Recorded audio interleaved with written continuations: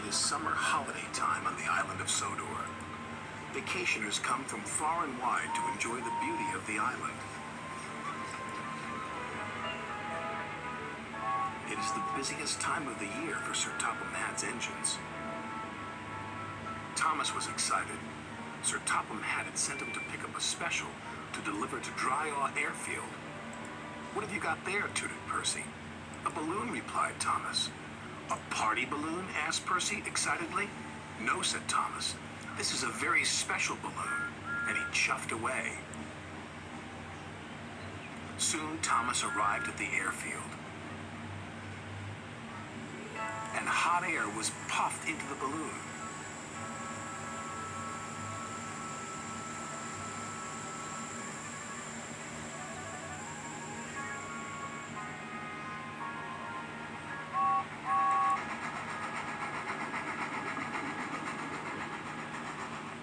"What is that?"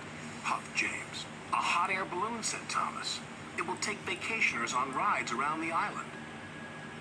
"Taking vacationers on rides around the island is our job," wheezed James jealously. Then, as if by magic, the hot air balloon rose silently up into the sky.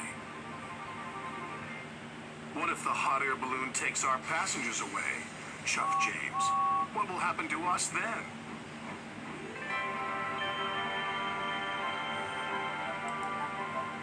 This made Thomas worry. Suddenly, he wasn't so excited about the balloon. The balloon could be seen by everyone on the island of Sodor. Duck gazed at it for so long, he ran into the back of Stepney. "Why, it's a floating basket with folks in it," said Donald. "Whatever will they dream up next?" said Douglas. James and Thomas were waiting at the level crossing. They were still worried about the hot air balloon. "If it takes our passengers away," chuffed Thomas, "there'll be no use for us engines." "Passengers should travel on trains," huffed James, "not in silly balloons." Then something big and round and red drifted straight towards them. "We're out of hot air!" shouted a voice. "Ah!" cried James. "What's happening?" Crash, bang, wallop went the balloon and landed right on top of James. He was so scared, he let out a huge burst of steam, which blew the balloon up again. The balloon rose into the air once more. "Well done, James," called his driver. "Your hot air did the trick." "Oh no, James," cried Thomas. "You saved the hot air balloon." "I didn't mean to," groaned James.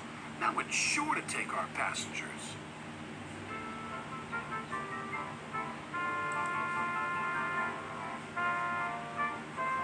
Wherever James went, he could see the balloon carrying vacationers across the island.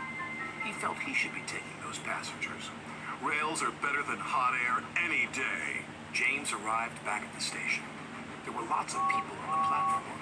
Sir Topham Hatt was waiting too. "Well done, James." "But now the passengers will ride in the hot air balloon." Sir Topham Hatt laughed. "You're right, James," he said. "But they will need a ride home in a train." James was delighted. Sir Topham Hatt was right. The engines were busier than ever, taking vacationers to and from the airfield. Whenever James sees the red balloon, he whistles and toots.